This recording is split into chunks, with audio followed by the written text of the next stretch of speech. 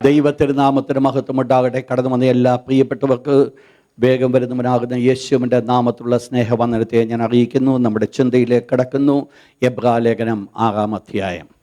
നമ്മൾ കഴിഞ്ഞ ദിവസം നമ്മൾ ചിന്തിച്ചത് അപ്പോസ്തലനായ പൗലോസ് എബ്രായർ കൊടുക്കുന്ന മൂന്നാമത്തെ മുന്നറിയിപ്പ്, തേർഡ് വാർണിംഗ്. അതാണ് നമ്മൾ ചിന്തിച്ചത്. മൂന്നാമത്തെ മുന്നറിയിപ്പാണ് എബ്രായ ലേഖനം 5-ാം അധ്യായം 11-ാമത്തെ വാക്യം മുതൽ 6-ാം അധ്യായം 20-ാമത്തെ വാക്യം വരെ. Chapter 5 verse 11 to chapter 6 verse 20. ഈ വാക്യങ്ങൾ മുഴുവൻ അപ്പോസ്തലനായ പൗലോസ് കൊടുക്കുന്ന ഒരു മുന്നറിയിപ്പാണ്. ആ മുന്നറിയിപ്പ് എന്തിൻ്റെ പശ്ചാത്തലത്തിലാണ് കൊടുക്കുന്നത്? കഴിഞ്ഞ ആഴ്ച നമ്മൾ ചിന്തിച്ചു. പ്രധാനമായിട്ട് നമ്മൾ കാണുവാൻ ഇടയായിത്തുന്നത്, പ്രായപൂർത്തിയാകാത്തൊരവസ്ഥയിലായിരിക്കുന്ന എബ്രായ വിശ്വാസികളെ നോക്കിക്കൊണ്ട് അപ്പോസ്തലനായ പൗലോസ് പറയുകയാണ്, നിങ്ങൾക്ക് ഉപദേശകന്മാരായിരിക്കാൻ നിങ്ങൾക്ക് കാലം ആയിട്ടുണ്ടെങ്കിലും ഇപ്പോഴും നിങ്ങൾ കട്ടിയായുള്ള ആഹാരമല്ല പാലത്രേ കുടിപ്പാൻ വാഞ്ചിക്കുന്നു. എന്താണ് ആ സഭയുടെ പ്രശ്നമെന്നുള്ളത് നമ്മൾ മനസ്സിലാക്കി. പ്രധാനമായിട്ട് ദൈവം ആഗ്രഹിക്കുന്ന, എക്സ്പെക്റ്റ് ചെയ്യുന്ന അളവിലുള്ള ആത്മീയ വളർച്ചയിലേക്ക് കടന്നു വരുന്നില്ല. ഇതെങ്ങനെ അവർക്ക് മനസ്സിലാക്കുവാൻ സാധിച്ചു? അതിൻ്റെ കാരണമാണ് പൗലോസ് പറയുന്നത്. പൗലോസ് ചില മർമ്മങ്ങൾ വെളിപ്പെടുത്തി കൊടുത്തപ്പോൾ അവർക്ക് അത് മനസ്സിലാക്കുവാനായിട്ട് സാധ്യമായില്ല. എത്രത്തോളം നമ്മുടെ ആത്മീയ വളർച്ചയുണ്ട് അത്രത്തോളമായിരിക്കും നമുക്ക് ഗ്രഹിക്കുവാനായിട്ട് സാധിക്കുന്നത്. ആത്മീയ വളർച്ചയ്ക്ക് അനുസരണമായിട്ടായിരിക്കും നമ്മൾ പ്രാപിച്ചെടുക്കുന്നത്. ഇതാണ് കഴിഞ്ഞ ക്ലാസ്സിൽ നമ്മൾ അവസാനിപ്പിക്കുവാൻ കാരണമായി തീർന്നത്. ഇന്ന് രാത്രി ചാപ്റ്റർ 6 ഞാൻ കടന്നു വരികയാണ്. 6-ാമത്തെ അധ്യായം. ആ മുന്നറിയിപ്പ് താൻ വീണ്ടും കണ്ടിന്യൂ ചെയ്യുകയാണ്. 6-ാം അധ്യായത്തെ പ്രധാനമായിട്ട് നമ്മൾ 4 ഭാഗങ്ങളായി തിരിക്കുന്നു. We may divide into 4. 4 ഭാഗങ്ങളായി തിരിക്കുന്നു. ചാപ്റ്റർ 6 4 ഭാഗങ്ങളായി തിരിക്കുന്നു. അതിൻ്റെ first part, the elementary principles of Christ. ക്രിസ്തുവിൻ്റെ ആദ്യ വചനം. The elementary principles of Christ. Chapter 6 verse 1 to 3. ക്രിസ്തുവിനെക്കുറിച്ചുള്ള ആദ്യ വചനം 1-ാമത്തെ വാക്യം മുതൽ 3-ാമത്തെ വാക്യം വരെ. 2-ാമത്തെ ഭാഗം, the warning against apostasy. The warning against apostasy. പിന്മാറ്റത്തിൻ്റെ അനുഭവത്തിലേക്ക് കടന്നു പോകുന്നതിനെക്കുറിച്ചുള്ള ഒരു മുന്നറിയിപ്പ്. വേഴ്സ് 4 to 8, 4 മുതൽ 8 വരെയുള്ള വാക്യം. 4 മുതൽ 8 വരെയുള്ള വാക്യം. 2-ാമത്തത് ദ വാർണിംഗ് എഗൻസ്റ്റ് അപ്പോസ്റ്റസി. 3-ാമത്തത് ദി എൻകറേജ്മെൻറ്റ് ടു പ്രൊസീഡ്. മുൻപോട്ട് പോകുവാനായിട്ട് പൗലോസ് അവരെ എൻകറേജ് ചെയ്യുന്നു. The encouragement to proceed. Verse 9 to 12, 9 മുതൽ 12 വരെയുള്ള വാക്യങ്ങൾ. 9 മുതൽ 12 വരെയുള്ള വാക്യങ്ങൾ. 4-ാമത്തെ ഭാഗം, the surety of God's promise.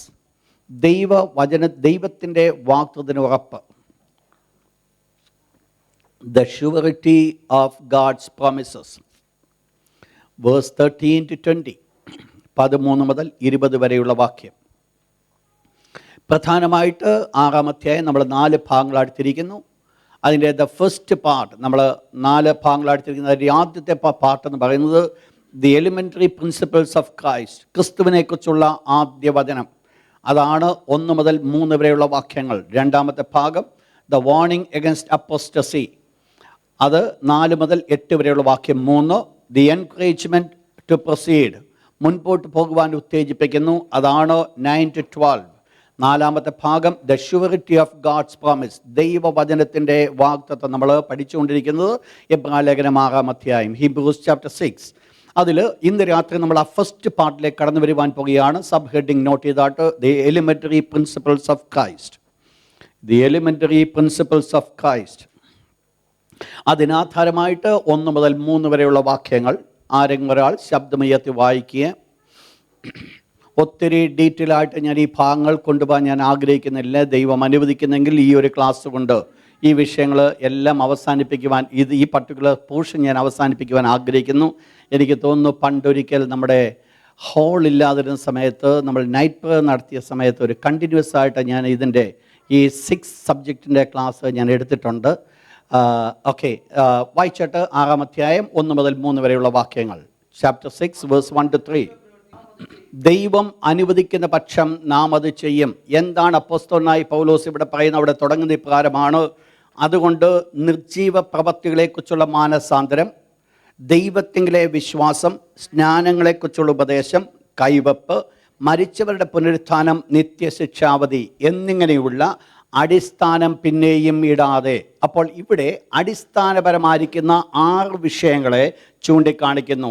6 foundation elements, 6 പ്രധാനപ്പെട്ട അടിസ്ഥാനപരമായിരിക്കുന്ന കാര്യങ്ങൾ. നമ്മൾ പ്രധാനമായിട്ട് അത് 6 ഞാൻ ആദ്യം പറയട്ടെ. 1, നിർജീവ പ്രവൃത്തികളെക്കുറിച്ചുള്ള മാനസാന്തരം, അതാണ് ഒന്നാമത്തത്. Repentance from dead works.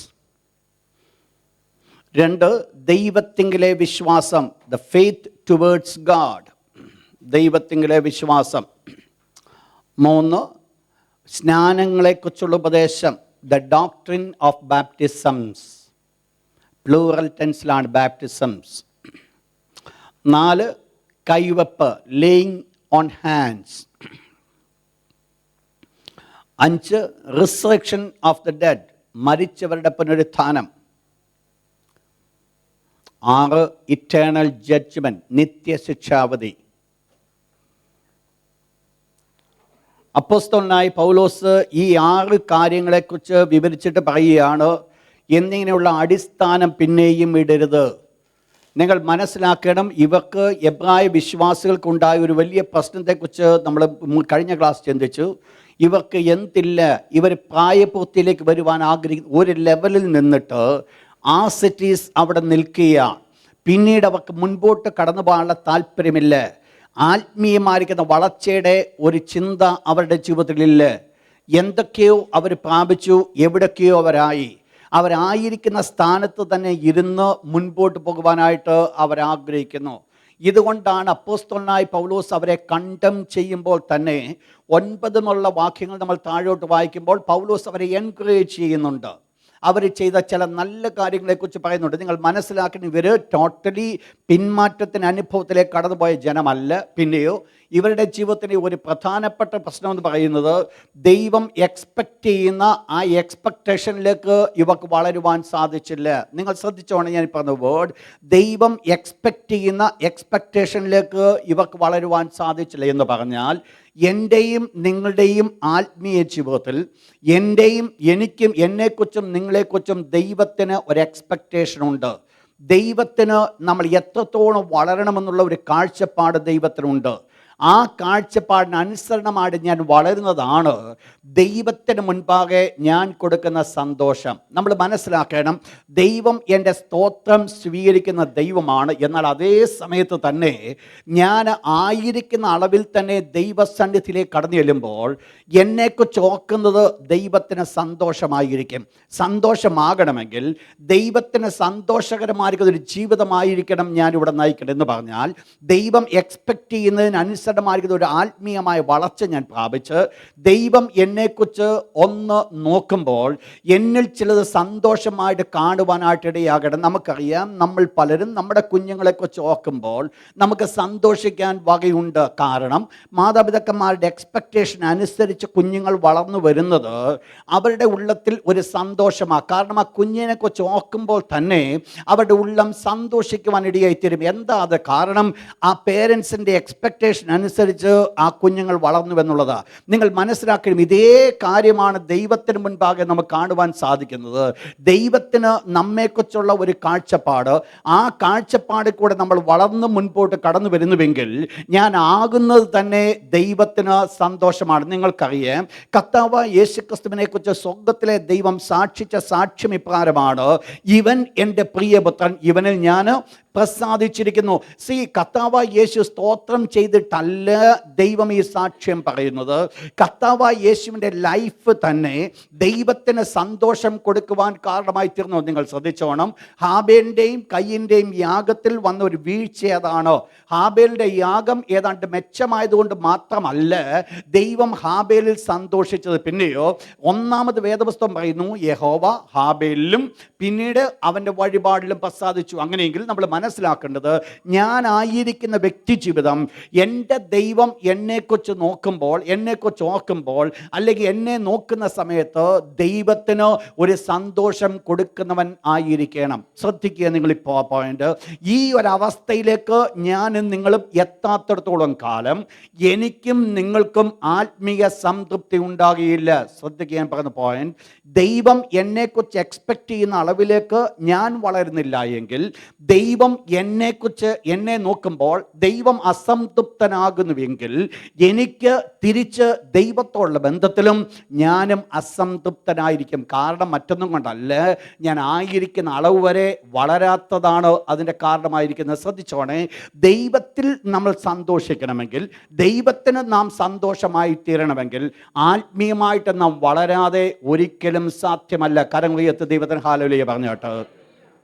അപ്പോൾ ദൈവം എക്സ്പെക്റ്റ് ചെയ്യുന്ന രീതിയിൽ വളരാതെ ഇവർക്ക് എന്ത് സംഭവിച്ചു? ഇവരെക്കുറിച്ച് അവിടെ പറയുന്നു, ഇവരെ ഇപ്പോഴും ശിശുക്കളായിരിക്കുന്നു. എന്നാൽ എന്താണ് ഇവരുടെ ശിഷ്യത്വം? അവിടെ അപ്പോസ്തലനായ പൗലോസ് പറയുന്നു, ഈ 6 കാര്യങ്ങളെക്കുറിച്ച് പറഞ്ഞിട്ട് പറയുകയാണ്, ക്രിസ്തുവിനെക്കുറിച്ചുള്ള ആദ്യവചനം വിട്ട് പരിജ്ഞാനപൂർത്തി പ്രാപിക്കുവാൻ ആഗ്രഹിക്കുക എന്ന് പറഞ്ഞാൽ, ഇവര് വാസ്തവത്തിൽ ചുറ്റിപ്പറ്റി കിടക്കുന്ന വിഷയങ്ങൾ ഈ പറയപ്പെട്ട 6 വിഷയങ്ങളിലാണ്. ശ്രദ്ധിക്കണം, ഞാൻ ഈ പറയുന്ന വേർഡ്, ഈ 6 വിധ വിഷയങ്ങളിൽ അവർ ചുറ്റിപ്പറ്റി കിടക്കുക. എവിടെ വന്നാലും അവർ നിർജീവ പ്രവൃത്തിയിൽ വന്നു. വാസ്തവത്തിൽ അവരുടെ ജീവിതത്തിൽ ഒരു മാറ്റങ്ങളില്ല. പ്രവൃത്തിക്ക് ഒരു മാറ്റമില്ലാതെ വരുമ്പോൾ, ജീവിതത്തിൽ ഒരു വിശുദ്ധിയില്ലാതെ കടന്നു വരുമ്പോൾ, അടുത്ത ലെവലിലേക്കുള്ള പോക്ക് നമ്മുടെ ഓൾറെഡി ബ്ലോക്ക് ചെയ്തിരിക്കുക.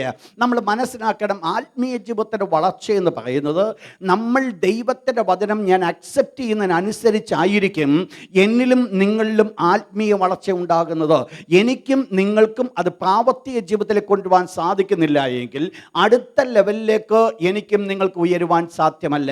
എത്രത്തോളം നാം പഠിച്ചെന്ന് വന്നാലും, എത്രത്തോളം നാം മനസ്സിലാക്കിയെന്ന് പറഞ്ഞാലും, അടുത്ത ലെവലിലേക്ക് നമുക്ക് ഉയരുവാൻ പറ്റത്തില്ല. കാരണം ഞാൻ എവിടെയോ എന്നെ കൊണ്ട് തളച്ചു വെച്ചിരിക്കുക. ഇന്ന് ലോകത്തിൽ നാം നോക്കുന്ന സമയത്ത് നമുക്ക് കാണുവാൻ സാധിക്കുന്ന പല കാഴ്ചപ്പാടുണ്ട്. പല ദൈവദാസന്മാരെ നിങ്ങൾ നോക്കിയാൽ നിങ്ങൾക്ക് മനസ്സിലാക്കുവാൻ സാധിക്കും, സംഹാവ് എവിടെയെങ്കിലും ഒരു പോയിന്റിൽ വന്നോ അവരവിടെ തളച്ചു നിൽക്കുക. അതിനപ്പുറത്തോട്ട് അവർ പോകത്തില്ല. ഒന്നുകിൽ രക്ഷിക്കപ്പെടുക എന്നുള്ള വാക്ക് മാത്രം പറഞ്ഞുകൊണ്ട് നിർത്തുന്നു, അല്ലെങ്കിൽ സ്നാനമെന്ന് പറഞ്ഞുകൊണ്ട് മാത്രം നിർത്തുന്നു, അല്ലെങ്കിൽ വേർപാടെന്നുള്ള വിഷയം മാത്രം പറഞ്ഞുകൊണ്ട് നിർത്തുന്നു. എന്താ വാസ്തവത്തിൽ സംഭവിക്കുന്നത്? എവിടേക്കോ കൊണ്ടുപോയി ഉടക്കി കിടക്കുക. ഞാൻ പറയുന്നത് നിങ്ങൾ മനസ്സിലാക്കണം, ഒരു ദൈവ പൈതൽ, ദൈവത്തിൻ്റെ സന്നിധാനത്തിൽ വളരുന്ന ഒരു ദൈവ പൈതൽ, അവൻ ഒരിക്കലും ചുറ്റുപാടുകളിലുള്ള കാര്യങ്ങൾ ഉടക്കി കിടക്കുന്നവനല്ല. പിന്നെയോ ഇതിനപ്പുറത്തേക്ക് അവൻ കടന്നു പോകുന്നവനായിരിക്കും. ശ്രദ്ധിക്കണം ഞാൻ പറഞ്ഞു വരുന്ന പോയിന്റ്. അവൻ എവിടെ കിടക്കത്തില്ല.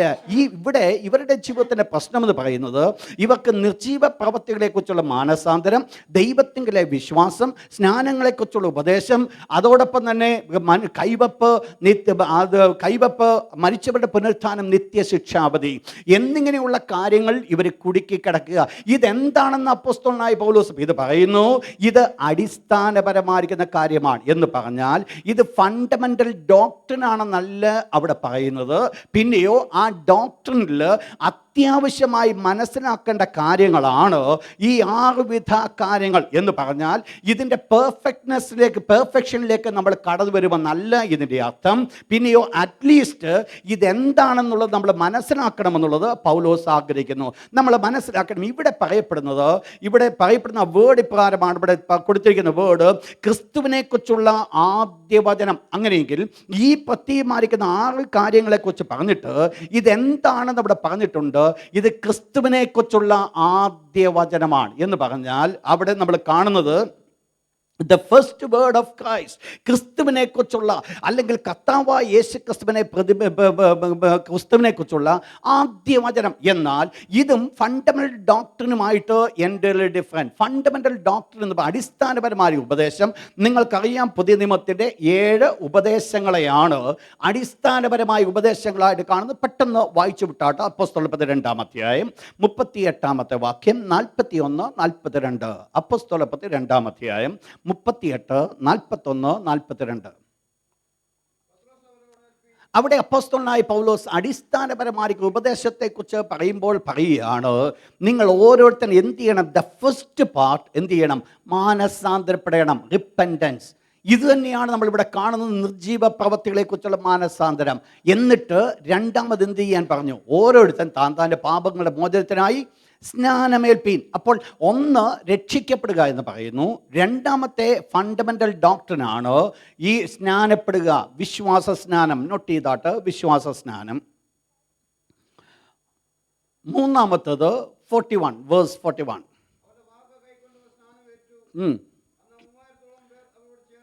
അന്ന് 3000-ഓളം പേർ അവരോട് ചേർന്നു. മൂന്നാമത്തേതാണ് വേർപാട് എന്ന് പറയുന്നത്. വേർപാട് മുൻപ് എന്ത് സംഭവിക്കുന്നു? പരിശുദ്ധാത്മാഭിഷേകം പ്രാപിക്കുക, the anointing of the holy spirit. Next, നാലാമത്തേതാണ് അപ്പോസ്തല ഉപദേശം, ദ ഡോക്ട്രിൻ ഓഫ് അപ്പോസ്റ്റൽസ്, അപ്പോസ്തല ഉപദേശം. നെക്സ്റ്റ്, കൂട്ടായ്മ ആചരിക്കുക, ഫെലോഷിപ്പ്, കൂട്ടായ്മ. നെക്സ്റ്റ്, ആറാമത്തേതാണ് അപ്പം നുറുക്കുക. യെസ്. 7, പ്രാർത്ഥന എടുക്കുക. അപ്പോൾ പുതിയ നിയമത്തിൽ അടിസ്ഥാനപരമായിരിക്കുന്ന ഉപദേശങ്ങൾ 7ആണ്. അത് രക്ഷിക്കപ്പെടുക, രക്ഷിക്കപ്പെട്ടവർ സ്നാനപ്പെടുക, സ്നാനപ്പെട്ടവർ ആത്മാഭിഷേകം പ്രാപിച്ച് വേർപെട്ട് ആരാധിക്കുക. അതിൽ പിന്നീട് ഉണ്ടാകുന്നത് അവർ അപ്പോസ്തല ഉപദേശം കേൾക്കുക, കൂട്ടായ്മ ആചരിക്കുക, അപ്പം നുറുക്കുക, പ്രാർത്ഥന കഴിക്കുക. ഈ 7 ഉപദേശങ്ങളാണ് അടിസ്ഥാനപരമായ ഉപദേശങ്ങൾ എന്ന് പറയുന്നത്. ഇവിടെ പറയപ്പെടുന്നത് അടിസ്ഥാനപരമായ ഉപദേശമെന്നല്ല, പിന്നെയോ ബേസിക്കലി അറിഞ്ഞിരിക്കേണ്ട ഒരു പുതിയ നമ്മ വിശ്വാസി അറിഞ്ഞിരിക്കേണ്ട 6 വിധ കാര്യങ്ങളെക്കുറിച്ചാണ് അവിടെ ചൂണ്ടിക്കാണിക്കുക. ഒരു സാധാരണപ്പെട്ട വിശ്വാസി മനസ്സിലാക്കിയിരിക്കേണ്ട 6 വിധ കാര്യങ്ങൾ. എന്താ ഈ കാര്യങ്ങൾ? ഇത് മനസ്സിലാക്കിയെങ്കിൽ മാത്രമേ ഇത് കടന്ന് മുൻപോട്ട് പോകുവാൻ സാധിക്കത്തുള്ളൂ. ഇതിനെ ഒന്ന് വിട്ട് മുൻപോട്ട് ഓടണമെങ്കിൽ, ഇതിനെ ഒന്ന് കടന്ന് മുൻപോട്ട് പോകണമെങ്കിൽ ഇതെന്തെന്ന് മനസ്സിലാക്കി അതിന്മേൽ നമുക്കൊരു ജയമെടുക്കുവാൻ സാധിക്കാത്തിടത്തോളം കാലം അടുത്ത ലെവലിലേക്ക് നമുക്ക് ഉയരുവാനായിട്ട് സാധ്യമല്ല. അപ്പോൾ എന്താ ഇവിടെ ഈ പറയപ്പെടുന്നതായിരിക്കുന്ന ഈ 6 കാര്യങ്ങളെ പ്രധാനമായിട്ട് നമ്മൾ 3 ഭാഗങ്ങളായിട്ട് നമ്മൾ തിരിക്കുന്നു. These elementary principles may divide into 3. 3 sets ആയിട്ട് നമ്മളിതിനെ വേർതിരിക്കുന്നു. The first part involves conversion itself. Involves conversion itself, രൂപാന്തരപ്പെടുന്നതിനാൽ തന്നെ നടക്കുന്ന 2 കാര്യങ്ങൾ. Involves conversion itself. 2 കാര്യങ്ങളാണ് അതിനകത്തുള്ളത്. ഒന്ന്, റിപ്പൻറ്റൻസ് ഫ്രം ഡെഡ് വർക്ക്, നിർജീവ പ്രവൃത്തികളെക്കുറിച്ചുള്ള മാനസാന്തരം. ഫെയ്ത്ത് ടുവേർഡ്സ് ഗാഡ്, ദൈവത്തിങ്കിലെ വിശ്വാസം. രണ്ടാമത്തത് പോസ്റ്റ് കൺവേർഷൻ എക്സ്പീരിയൻസ്, രക്ഷിക്കപ്പെട്ടതിന് ശേഷമുള്ള അനുഭവങ്ങൾ. പോസ്റ്റ് കൺവേർഷൻ എക്സ്പീരിയൻസ്, അതാണ് ഡോക്ട്രിൻ ഓഫ് ബാപ്റ്റിസം, സ്നാനങ്ങളെക്കുറിച്ചുള്ള ഉപദേശം. കൈവപ്പ്, laying on of hands, laying on of hands. 3, involving last things, അവസാന കാലത്തേക്കുള്ളത്. ഇൻവോൾവിങ് ലാസ്റ്റ് തിങ്സ്, അതിൽ 1 റിസറക്ഷൻ, പുനരുത്ഥാനം. 2, ഇറ്റേണൽ ജഡ്ജ്മെൻറ്റ്, നിത്യശിക്ഷാവിധി. ഈ 6 വിധ കാര്യങ്ങളെ നമ്മൾ 3 ഗ്രൂപ്പുകളായിട്ട് തിരിച്ചു. 2 കാര്യങ്ങൾ ഒരു വ്യക്തി രൂപാന്തരപ്പെടുന്ന സമയത്ത് നടക്കുന്ന കാര്യങ്ങളും, മറ്റത് രൂപാന്തരപ്പെട്ടതിന് ശേഷം നടക്കുന്ന 2 കാര്യങ്ങളും, അവസാന കാലത്ത് കടന്നു വരുവാൻ പോകുന്ന 2 കാര്യങ്ങളും. ഇങ്ങനെ അത് 6 കാര്യങ്ങളെ 3ആയിട്ട് നമ്മൾ തിരിച്ചു. അതിൻ്റെ ഫസ്റ്റ് പാർട്ട് ഒന്ന് നോട്ട് ചെയ്താൽ, റിപ്പൻറ്റൻസ് ഫ്രം ഡെഡ് വർക്ക്, നിർജീവ പ്രവൃത്തികളെക്കുറിച്ചുള്ള മാനസാന്തരം. എന്താണ് ഈ വിഷയം എന്നുള്ളത് നമുക്കറിയാം. കഴിഞ്ഞ കാലങ്ങൾ പഴയ നിയമത്തിൽ പ്രവാചകന്മാരെല്ലാവരും ഒരുപോലെ ശബ്ദമുയർത്തിയ ഒരു വിഷയമായിരുന്നു ഇസ്രയേൽ മക്കൾ നിർജീവ പ്രവൃത്തികളിൽ നിന്ന് വേർപെട്ട് വരണമെന്ന്. നിങ്ങൾക്കറിയാം, കർത്താവായ യേശുക്രിസ്തുവിന് മുന്നോടിയായിട്ട് കടന്നു വന്ന യോഹന്നാൻ സ്നാപകൻ്റെ പ്രധാനപ്പെട്ട വിഷയം എന്ന് പറയുന്നത് നിങ്ങൾ വിട്ടുപോരുക. വായിച്ചാട്ടെ മത്തായിയുടെ സുവിശേഷം 3-ാം അധ്യായം, മാത്യു ചാപ്റ്റർ 3 വേഴ്സ് 7. നിങ്ങൾ ശ്രദ്ധിച്ച് നിങ്ങളിവിടെ മനസ്സിലാക്കണം. ഇവിടെ പറയപ്പെടുന്നു, സർപ്പസന്തതികളെ വരുവാനുള്ള കോപത്തെ ഒഴിഞ്ഞ് ഓടിപ്പോകുവാൻ നിങ്ങൾക്ക് ഉപദേശിച്ചു തന്നതാ. എന്തിനാ ഇവർ വന്നത്? സ്നാനപ്പെടുവാൻ വേണ്ടി വന്നതാ. അപ്പോൾ എന്താ ഇവർക്ക് സ്നാനത്തിൽ കൂടെ ഇവർ ആഗ്രഹിച്ചത്? എങ്ങനെയെങ്കിലും അങ്ങ് സ്വഗ്രാഹത്തിൽ കടക്കണം. പക്ഷേ കർത്താവായ യേശുക്രിസ്തു അവരെ നോക്കി എന്ത് പറഞ്ഞു? സർപ്പസന്തതികളെ എന്ന് പറഞ്ഞാൽ നിങ്ങളുടെ പുറമേയുള്ള ഒരു പ്രവർത്തനമല്ല നിങ്ങളെ സ്വർഗത്തിൽ കൊണ്ടുപോകുന്നത്, അകമേയുള്ള ചില ക്രിയകളാണ് ആവശ്യമായിരിക്കുന്നത്. ശ്രദ്ധിക്കണേ, അകത്ത് മാറ്റം വരാതെ പുറത്ത് എത്ര മാറ്റം വന്നാലും അതുകൊണ്ട് യാതൊരു ഗുണവുമില്ല. അപ്പോൾ യോഹന്നാൻ സ്നാപകൻ വിളിച്ചു പറയുവാൻ ആഗ്രഹിച്ചത് മാനസാന്തരത്തിന് യോഗ്യമായ ഫലം കായ്പീൻ. അപ്പോൾ നമ്മൾ മാനസാന്തരപ്പെട്ടവരാകുന്നുവെങ്കിൽ, രക്ഷിക്കപ്പെട്ടവരാകുന്നുവെങ്കിൽ, ആ രക്ഷിക്കപ്പെട്ടവരിൽ കൂടെ വെളിപ്പെടേണ്ട ചില സ്വഭാവങ്ങളുണ്ട്. ആ സ്വഭാവമാണ് നമ്മിൽ കൂടെ വെളിപ്പെടേണ്ടത്. ഇത് വെളിപ്പെടാത്തിടത്തോളം കാലം ഈ രക്ഷിക്കപ്പെട്ടു എന്ന് പറയുന്നതുകൊണ്ട് യാതൊരു അർത്ഥവുമില്ല. നിങ്ങൾ മനസ്സിലാക്കി ഇവിടുത്തെ അവസ്ഥ എന്താ? രക്ഷിക്കപ്പെട്ടതിന് ശേഷവും ജീവനില്ലാത്ത പ്രവൃത്തി കൊണ്ട് മുൻപോട്ട് കടന്നു പോകുന്നു. ദൈവത്തിൻ്റെ മാറ്റമില്ലാത്ത തിരുവചനം ഇപ്രകാരം വിളിച്ചു പറയുന്നുണ്ട്, സർപ്പസന്തതികളെ. ആരോടാ വിളിച്ചു പറഞ്ഞറിയാമോ? രക്ഷിക്കപ്പെട്ടതിന് ശേഷവും ജീവനില്ലാത്ത പ്രവൃത്തി കൊണ്ട് മുൻപോട്ട് പോകുന്നവരെ നോക്കിക്കൊണ്ട് യോഹന്നാൻ സ്നാപകൻ വിളിച്ചു പറയുന്ന ഒരു വേർഡാണിത്. എന്നിട്ട് എന്താ പറയുന്ന? ഒരു നാശം വെച്ചിരിക്കുന്നുവെന്ന് വെളിപ്പെടുത്തുവാനായിട്ട് ആഗ്രഹിക്കുക. നിങ്ങൾ മനസ്സിലാക്കണം, എൻ്റെയും നിങ്ങളുടെയും ജീവിതത്തിൽ ആദ്യം വരേണ്ടത് ഒരു രൂപാന്തരമാണ്. ഒരു രൂപാന്തരം ജീവിതത്തിൽ കടന്നു വരാതെ മറ്റൊന്നുകൊണ്ടും യാതൊരു രീതിയിലും ഒന്നും അക്കമാകത്തില്ല. രൂപാന്തരം എപ്പോൾ കടന്നു വരണമെങ്കിൽ ഒറ്റ കാര്യം കൊണ്ടേ സംഭവിക്കത്തുള്ളൂ. ഒരു ദൈവദാസന് ഒരു സെക്കൻഡ് കൊണ്ട് ഒരു പ്രാർത്ഥനാ വാചകം പറഞ്ഞത് ഏറ്റു പറഞ്ഞുകൊണ്ട് രക്ഷിക്കപ്പെടത്തില്ല. പിന്നെ രക്ഷിക്കപ്പെടണമെങ്കിൽ പാപത്തിൻ്റെതായിരിക്കുന്ന തീഷ്ണതയെക്കുറിച്ചുള്ള ബോധം ജീവിതത്തിൽ കടന്നു വരാത്തിടത്തോളം കാലം രക്ഷിക്കപ്പെടുവാൻ സാധ്യമല്ല. ശ്രദ്ധിക്കണം, ഞാൻ പറഞ്ഞ വേർഡ്, പാപത്തിൻ്റെതായിരിക്കുന്ന വലിപ്പം, പാപത്തിൻ്റെതായ ഗ്രേറ്റ്നെസ് എന്തെന്ന് ഞാൻ മനസ്സിലാക്കാത്തിടത്തോളം കാലം എനിക്ക് ഏറ്റു പറയുവാൻ സാധ്യമല്ല. എന്തുകൊണ്ട് പറയുവാൻ സാധ്യമല്ല? പാപം എൻ്റെ ജീവിതത്തിൽ എത്രത്തോളം വലുതാണ്. ഒരു പക്ഷെങ്കിൽ മറ്റ് ഈ ലോകപരമായി ചെയ്തിരിക്കുന്ന വലിയ പാപങ്ങളെക്കുറിച്ചും അല്ല ഞാനിവിടെ പറഞ്ഞു വരുന്നത്. നമ്മൾ ചെയ്യുന്ന ചെറിയ പാപമായിക്കൊള്ളട്ടെ, എന്നാൽ ആ പാപത്തിൻ്റെതായിരിക്കുന്ന കാഠിന്യം എത്ര വലുതെന്ന് എൻ്റെ ഹൃദയം കണ്ടുകൊണ്ട് ഞാൻ മനസ്സിലാക്കാത്തിടത്തോളം കാലം ഈ പാപത്തിൽ നിന്ന് എനിക്ക് മോചനം പ്രാപിപ്പാൻ സാധ്യമല്ല. എന്താ പാപത്തിൻ്റെ കാഠിന്യമെന്ന് പറയുന്നത്? പാപത്തിൻ്റെ കാഠിന്യമാണ് യേശു യാഗമായി തീരുവാൻ കാരണമായി തീർന്നത്. യേശു ക്രിസ്തുവിനെ ക്രൂശിക്കുവാനുള്ള കാരണമാണ് ഒരു പക്ഷെങ്കിൽ എൻ്റേതായിരിക്കുന്ന, നാം പറയുന്നതായിരിക്കുന്ന ചെറിയ പാപമെന്ന് പറയുന്ന പാപമായിരുന്നാലും അതിൻ്റെ തീഷ്ണതയെന്ന് പറയുന്നത് എൻ്റെ യേശുവിനെ ക്രൂശിക്കുവാൻ വേണ്ടി ഏൽപ്പിച്ചു കൊടുത്തത് ആ പാപമാണ്. എന്ന് പറഞ്ഞാൽ എൻ്റെ ആ പാപം ഞാൻ ചിന്തിക്കുന്ന ചെറുതെന്ന് ചിന്തിച്ചാലും യേശുക്രിസ്തുവിനെ കൊല്ലുവാൻ തക്കവണ്ണം അത് കാരണമായി തീർന്നുവെങ്കിൽ, ഒരു മനുഷ്യൻ എനിക്ക് പകരമായിട്ട് മരിക്കുവാൻ കാരണമായി തീർന്നുവെങ്കിൽ, എൻ്റെ പാപത്തിൻ്റെ തീഷ്ണത എത്ര വലുതാണ് നമ്മൾ മനസ്സിലാക്കണം. ഞാൻ പറഞ്ഞു മനസ്സിലായോ? നമുക്ക് പറയുവാൻ സാധിക്കും, ഞാനൊരു കള്ളമേ പറഞ്ഞുള്ളൂ, അല്ലെങ്കിൽ ഞാൻ ഒരു തെറ്റും ചെയ്തിട്ടില്ല, ഞാൻ ചെറുപ്രായം മുതൽ നല്ല മനുഷ്യനായിട്ട് ജീവിച്ചു, ഇങ്ങനെയുള്ള ഒത്തിരി കാരണങ്ങൾ നമുക്ക് പറയുവാൻ സാധിക്കും. എന്നാൽ ഇതൊന്നും ഒരു കാരണമല്ല. എപ്പോൾ വാസ്തവത്തിൽ എൻ്റെ പാപത്തെ എനിക്ക് ബോധ്യം വരുമ്പോൾ, ഈ പാപത്തെ ബോധ്യം വരണമെങ്കിൽ എന്ത് ചെയ്തേ സാധിക്കത്തുള്ളൂ?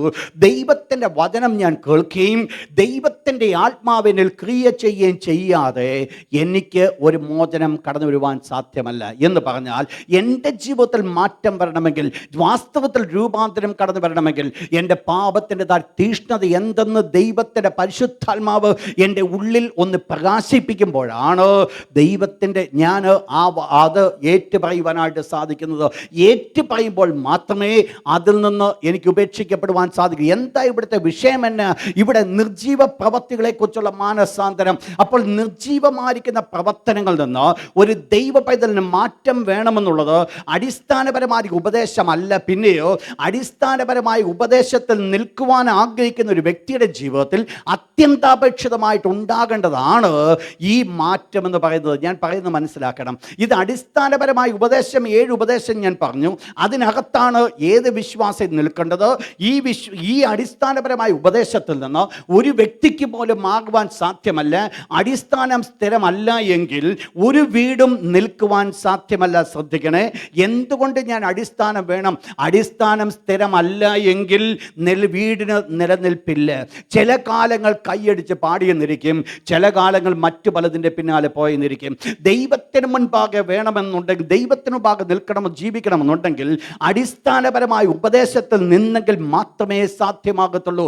ഇവിടെ എന്താ വിഷയം? എന്നാ ഇവിടെ അവക്കെന്തുണ്ടാകണം? അവര് വീണ്ടും വീണ്ടും അവരെ ബന്ധിച്ചുകൊണ്ട് നിർത്തേണ്ട വിഷയമല്ല നിർജീവ പ്രവൃത്തികളിൽ നിന്ന് മാനസാന്തരപ്പെടണം എന്ന് പറഞ്ഞാൽ ഇതൊക്കെ ഓൾറെഡി അവരെന്ത് ചെയ്തവരായിരിക്കണം, വിട്ടുമാറ്റപ്പെട്ട. അതുകൊണ്ട് പെർഫെക്റ്റ് ആയിട്ട് ജീവിക്കുന്നവരാണെന്നല്ല ഞാൻ ഇവിടെ പറഞ്ഞു തരുന്നത്. പിന്നെയോ അവരുടെ ജീവിതത്തിൽ ഒരു മാറ്റങ്ങൾ ഉണ്ടാകേണ്ടത് ആവശ്യമാണ്. ദൈവത്തിൻ്റെ വചനം അവരുടെ ജീവിതത്തിൽ കടന്നു വരുന്നിടത്തോളം, അവരുടെ ഉള്ളിൽ ദൈവത്തിൻ്റെ വചനം പ്രവർത്തിക്കുന്നിടത്തോളം അവരുടെ പുറമേയുള്ള ജീവിതത്തിൽ മാറ്റങ്ങൾ കടന്നു വന്നുകൊണ്ടേയിരിക്കും. ശ്രദ്ധിക്കുക, ഞാൻ പറഞ്ഞ ഈ പോയിന്റ്. നമ്മുടെ ഉള്ളിൽ ദൈവത്തിൻ്റെ വചനം ക്രിയ ചെയ്യുന്നിടത്തോളം, ഉള്ളിൽ ദൈവത്തിൻ്റെ വചനം വസിക്കുന്നിടത്തോളം പുറത്ത് മാറ്റങ്ങൾ വന്നുകൊണ്ടേയിരിക്കും.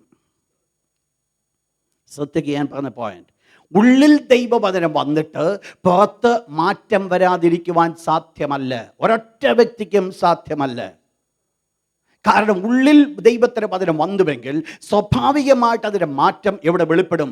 വെളിയിൽ വെളിപ്പെടുവാനിടയായിത്തീരും. അപ്പോൾ എന്താണ് ഇവിടെ? 1-2 വാക്യങ്ങൾ നിങ്ങൾ നോട്ട് ചെയ്താട്ടെ. യെശയ്യാവ് 55-ാം അധ്യായം 7-ാമത്തെ വാക്യം. യെശയ്യാ chapter 55 verse 7. Ezekiel chapter 18 verse 21. Ezra chapter 10 verse 1.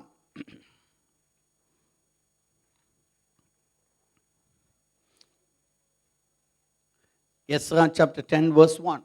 ഈ ഭാഗങ്ങളിൽ ഒക്കെ നമ്മൾ നിർജീവ പ്രവൃത്തികളെക്കുറിച്ചുള്ള മാനസാന്തരം എന്ന് പറയുമ്പോൾ നിങ്ങൾ ഈ എബ്രായ ലേഖനത്തിൽ എഴുതുന്ന സമയത്തുള്ള വിഷയം കൂടെ നിങ്ങൾ മനസ്സിലാക്കിക്കോണം. എബ്രായ ലേഖനത്തിൽ പ്രധാനമായിട്ട് അപ്പോസ്തലനായ പൗലോസ് ഇവിടെ വെളിപ്പെടുത്തുന്ന ഒരു വിഷയമുണ്ട്. കർത്താവായ യേശു ആരെക്കാൾ വലിയവൻ?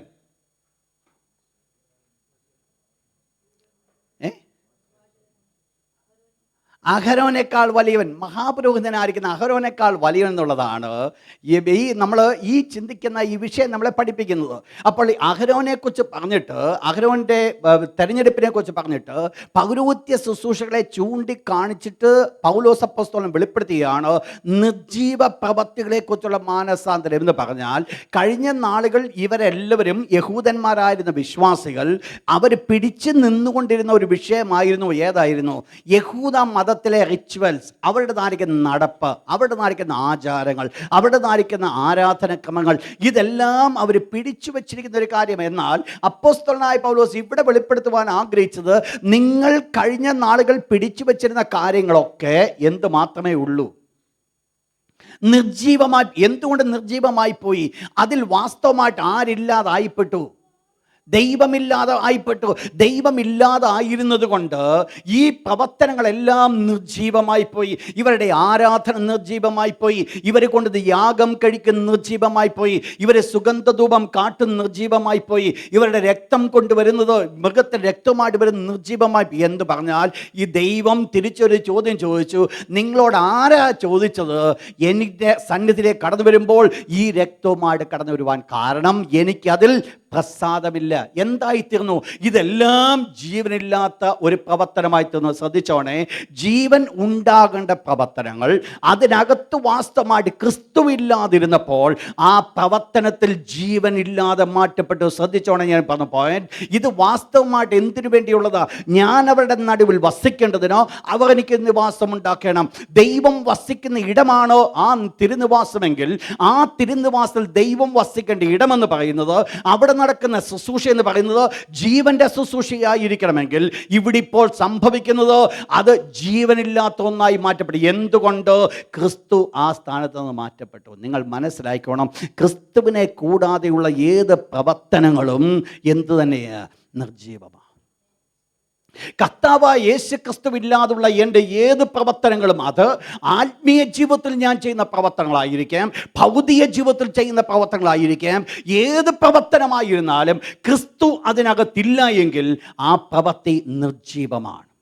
അതിനകത്ത് ജീവനില്ല. എന്നാൽ മനസ്സിലാക്കിക്കോണം, ക്രിസ്തു അതിനകത്തുണ്ടെങ്കിൽ അഥവാ കർത്താവായ യേശുവിന് പ്രാധാന്യമുണ്ടെങ്കിൽ ആ പ്രവൃത്തിക്കകത്ത് ഒരു ജീവനുണ്ട്, ആ പ്രവൃത്തിക്കകത്ത് ഒരു ശക്തിയുണ്ട്. നിങ്ങൾ മനസ്സിലാക്കണം, എൻ്റെ പ്രവർത്തനം നിർജീവമായി പോകണമെങ്കിൽ അതിന് കാരണം ക്രിസ്തു അതിനകത്ത് കാണുന്നില്ല.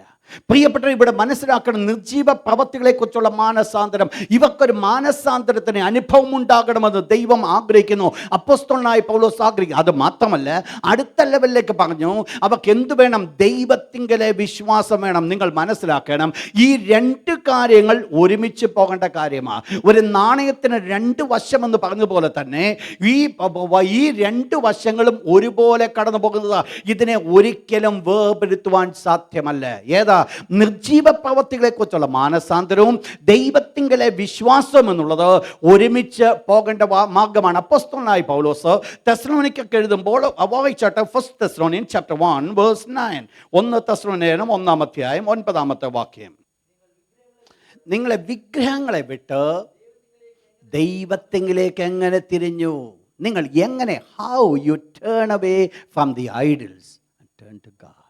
ദൈവത്തിങ്കലേക്ക് നിങ്ങൾ തിരിഞ്ഞു. എവിടുന്നാണ് നിങ്ങൾ തിരിഞ്ഞത്? വിഗ്രഹങ്ങളെ വിട്ട്. അപ്പോസ്തലനായ പൗലോസ് തെസ്സലോനിക്ക പറയുകയാണ്, നിങ്ങൾ വിഗ്രഹങ്ങളെ വിട്ടു. വിഗ്രഹങ്ങളെ വിട്ടു എന്ന് പറഞ്ഞപ്പോൾ വാസ്തവത്തിൽ എന്താ അവരുടെ ഫസ്റ്റ് പാർട്ട് നടന്നത്? മാനസാന്തരം നടന്നു. എന്നിട്ട് എങ്ങോട്ട് അവർ തിരിഞ്ഞു?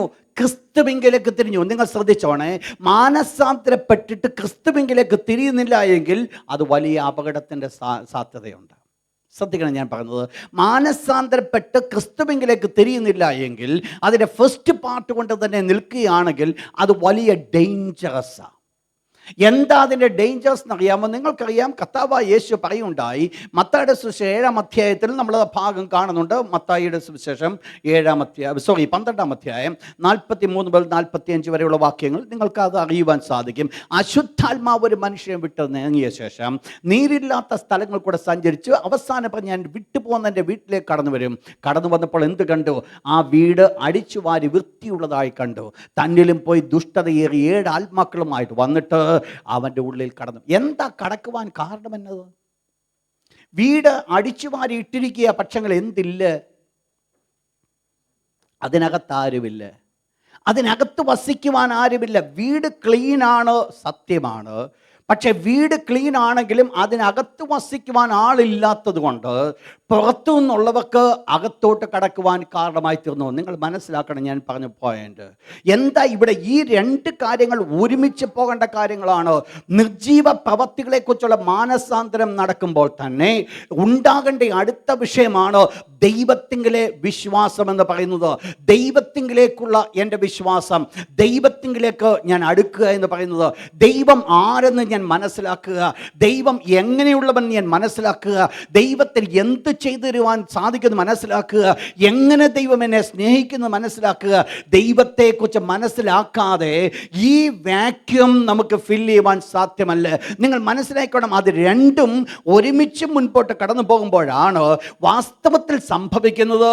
ഒരുത്തൻ ക്രിസ്തുവിലായാൽ അവൻ പുതിയ സൃഷ്ടിയാണ്. ഇവിടെയാണ് പുതിയ സൃഷ്ടിയായിട്ട് നിൽക്കുന്നത്. ഈ രണ്ട് കാര്യങ്ങൾ നടക്കണം. എന്നാൽ അപ്പോസ്തലനായ പൗലോസ് എബ്രായ വിശ്വാസികളോട് പറയുകയാണ്, നിങ്ങൾ ഈ ആദ്യ വചനത്തിൽ നിങ്ങൾ നിൽക്കരുത്. പിന്നീട് എന്താ വേണ്ടത്? നെക്സ്റ്റ് സ്റ്റെപ്പിലേക്ക് അവർ കടന്നു പോകണം. എന്താ അവിടെ അടുത്ത ഇതിന് ശേഷം വരുന്നത്? ഞാൻ രക്ഷിക്കപ്പെട്ട ശേഷം ഉണ്ടാകേണ്ട കാര്യങ്ങൾ. ഒന്ന്, സ്നാനങ്ങളെക്കുറിച്ചുള്ള ഉപദേശം. നിങ്ങൾ മനസ്സിലാക്കേണ്ടത് ഗ്രീക്ക് ഭാഷയിൽ സ്നാനത്തിന് കൊടുത്തിരിക്കുന്ന വേർഡ് ബാപ്റ്റൈസോ എന്നുള്ള വേർഡാണ് കൊടുത്തിരിക്കുന്നത്. കൊടുത്തിരിക്കുന്നത്. പക്ഷേ ആ ഒരു വേർഡല്ല ഇവിടെ കൊടുത്തിരിക്കുന്നത്. ഇവിടെ പ്രത്യേകമായിട്ട് പറഞ്ഞത് സ്നാനം ഒരു ഏക വചനമായിട്ടല്ല കൊടുത്തിരിക്കുന്നത്, പിന്നെ ഒരു ബഹുവചനമായിട്ട് കൊടുത്തിരിക്കുക. ഇവിടെ പറയപ്പെടുന്നത് സ്നാനങ്ങളെക്കുറിച്ചുള്ള ഉപദേശം. പ്രധാനമായിട്ട് ഈ ഭാഗങ്ങളൊക്കെ എബ്രായ വിശ്വാസികളുമായിട്ടുള്ള ബന്ധത്തിലായിരിക്കുന്നതുകൊണ്ട്, പഴയ നിയമത്തിൻ്റെ പ്രമാണങ്ങൾ കൂടെ അവർ മുൻപോട്ട് പോകുന്നതുകൊണ്ട്, അതിൻ്റെ പ്രമാണങ്ങളെ വെച്ചുകൊണ്ടാണ് ഇവർ ചെയ്യുന്നത്. നിങ്ങൾക്കറിയാം, അവർക്ക് പല സ്നാനങ്ങൾ അവർ ചെയ്യുന്നതായിട്ട് നമ്മൾ കാണുന്നുണ്ട്. പ്രത്യേകിച്ച് അവരുടേതായിരിക്കുന്ന വസ്ത്രങ്ങൾ കഴുകി അതും കാലുകൾ കഴുകുന്നു, അതൊക്കെയും സ്നാനമായിട്ട് ദൈവത്തിൻ്റെ വിശുദ്ധ വചനത്തിൽ കൂടെ കാണുന്നു. എന്നാൽ പ്രധാനമായിട്ട് വേദപുസ്തകം നമ്മൾ പഠിക്കുമ്പോൾ 7 സ്നാനങ്ങളെ നമുക്ക് കാണുവാൻ സാധിക്കും.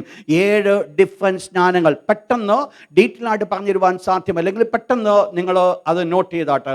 വേദപുസ്തകം പഠിപ്പിക്കുന്ന 7 ബാപ്റ്റിസംസ്. അതിൽ ഒന്നാമത്തെ ബാപ്റ്റിസമാണ് John the baptism. John the Baptist baptism. Yohannan സ്നാപകൻ കഴിപ്പിച്ച സ്നാനം. Luke chapter 3 verse 7, Matthew 3:6, Acts chapter 19,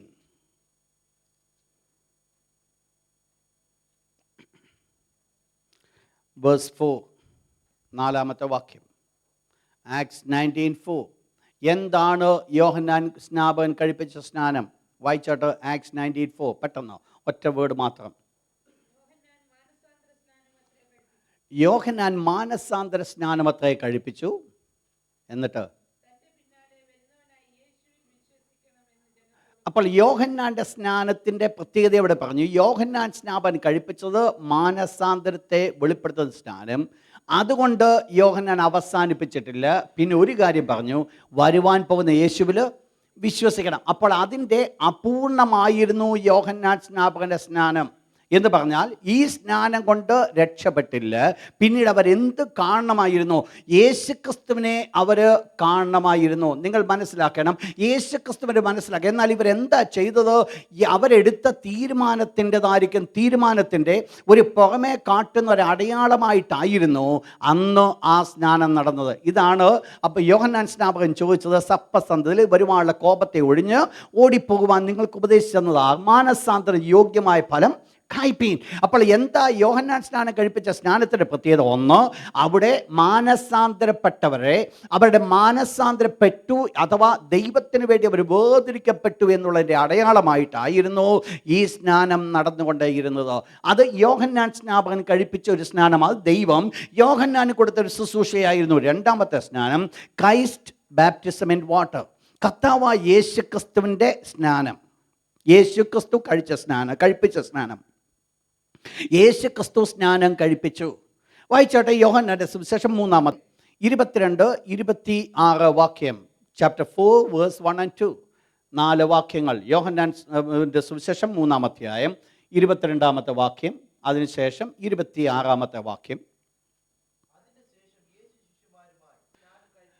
യേശു യഹൂദ്യ ദേശത്ത് വന്ന് ശിഷ്യന്മാരോടുകൂടെ സ്നാനം കഴിപ്പിച്ചുകൊണ്ടേയിരുന്നു. വായിച്ചാട്ട് 26-ാമത്തെ വാക്യം. അതിനു മുമ്പായിട്ട് 4-ാം അധ്യായം 1-2 വാക്യം വായിച്ചാട്ട്.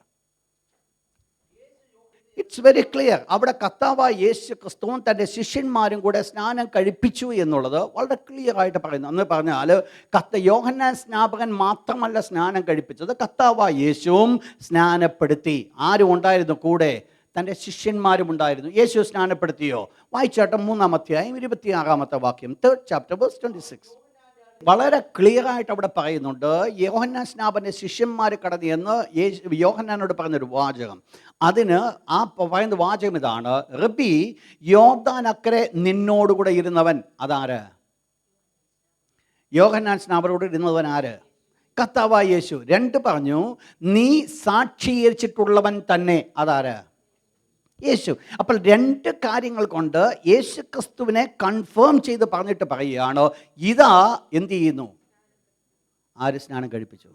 കർത്താവായ യേശു ക്രിസ്തുവിനെ സ്നാനപ്പെടുത്തി എന്ന് ദൈവത്തിൻ്റെ വചനം വളരെ ക്ലിയർ ആയിട്ട് പറയുന്നുണ്ട്. 3-ാമത്തെ സ്നാനം, 3rd, the baptism of the holy Spirit. പരിശുദ്ധാത്മ സ്നാനം. സ്നാനം എന്നുള്ള വാക്കിൻ്റെ ആക്ട്സ് ചാപ്റ്റർ 1 വേഴ്സ് 8. സ്നാനം എന്നുള്ള വാക്കിൻ്റെ അർത്ഥം നിങ്ങൾക്കറിയാം. ഇമ്മേഴ്സ്, മുങ്ങുക, മുക്കുക. ആ, അതാണ് പരിശുദ്ധാത്മ സ്നാനം, ഹോളി സ്പിരിറ്റ് ബാപ്റ്റിസം. ആരാണ് ഏജന്റ്? ഈ സ്നാനത്തിൻ്റെ ഏജന്റ് ആരാണ്? ജീസസ് ക്രൈസ്റ്റ്, യേശു ക്രിസ്തു. നിങ്ങൾക്കറിയാം, നമ്മളിത് വായിച്ച യോഹന്നാൻ മത്തായിയുടെ 3-ാമത്തെ നമ്മൾ ഇപ്രകാരം വായിക്കുകയുണ്ടായി, ഞാൻ നിങ്ങളെ വെള്ളം കൊണ്ട് സ്നാനം കഴിപ്പിക്കുന്നു, എൻ്റെ പിന്നാലെ ഒരു വരുന്നുണ്ട്, അവൻ്റെ ചെരുപ്പിൻ്റെ വാ കഴിപ്പാൻ ഞാൻ യോഗ്യനല്ല, അവൻ നിങ്ങളെ എന്തു ചെയ്യും? പരിശുദ്ധാത്മാവ് കൊണ്ടും തീ കൊണ്ടും സ്നാനപ്പെടുത്തും. അന്നേരം ആരാ ഇത് ചെയ്യുന്നത്? കർത്താവായ യേശു. പരിശുദ്ധാത്മ സ്നാനം ആര് നമുക്ക് തരുന്നതാ? കർത്താവായ യേശു. യേശുവാണ് സ്നാനപ്പെടുത്തുന്ന ഏജൻസ്. നെക്സ്റ്റ്, 4-ാമത്തത് ക്രൈസ്റ്റ് ബാപ്റ്റിസം ഇൻ സഫറിങ്സ്, ക്രിസ്തുവിൻ്റെ കഷ്ടാനുഭവമാകുന്ന സ്നാനം.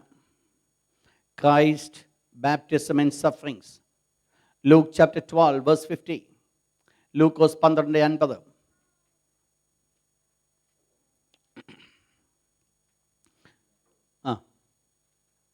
വായിച്ചാട്ടെ.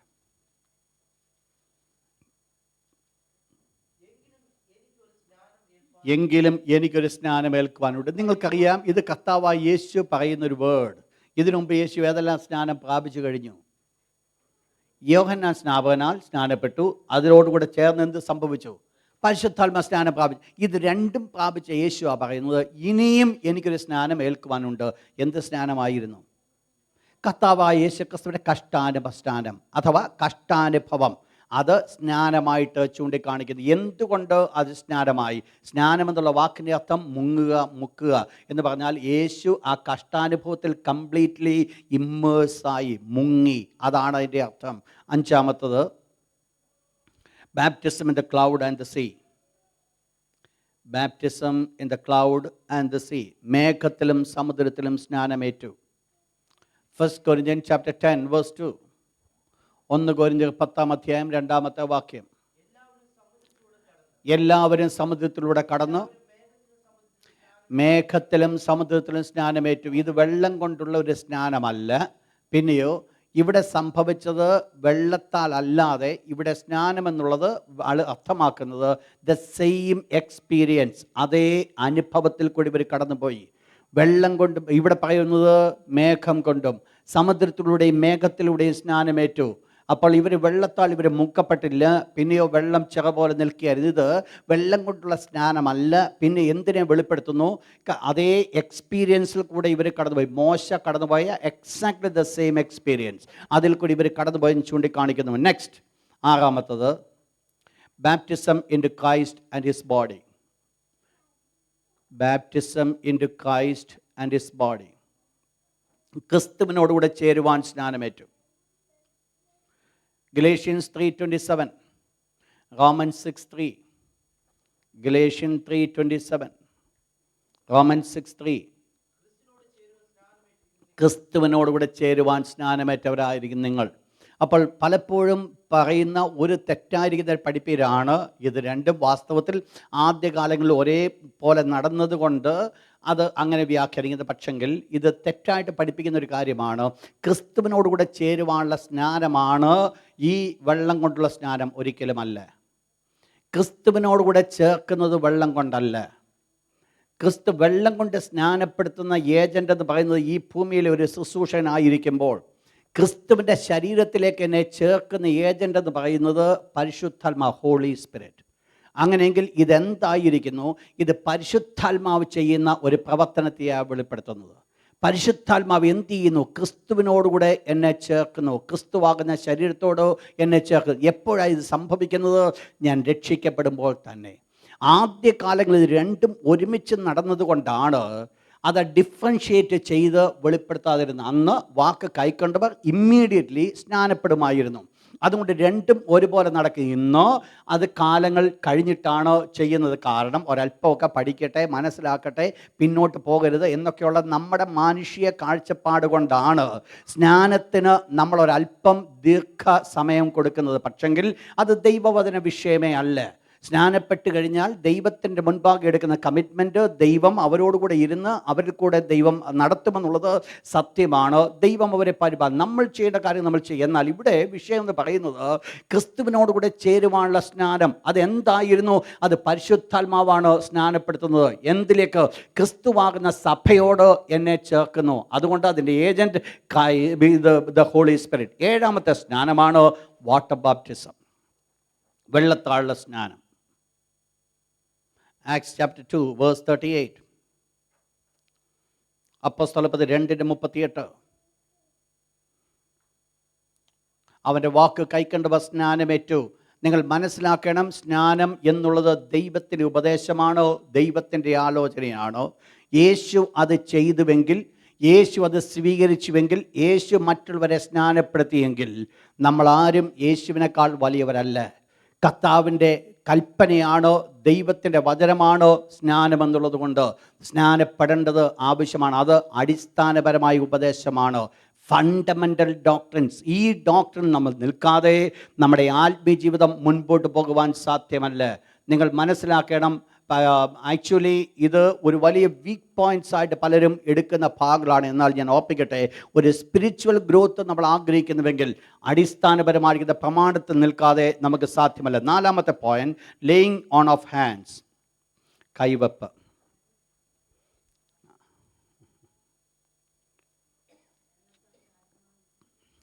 മേഴ്സി പറഞ്ഞ ഭാഗം, നിക്കോദിമോസിനോട് കർത്താവായ യേശു പറഞ്ഞൊരു വേർഡുണ്ട്, നീ വെള്ളത്താലും ആത്മാവിനാലും ജനിച്ചില്ല എങ്കിൽ നീ സ്വർഗ്ഗരാജ്യത്തിൽ കടക്കുകയില്ല.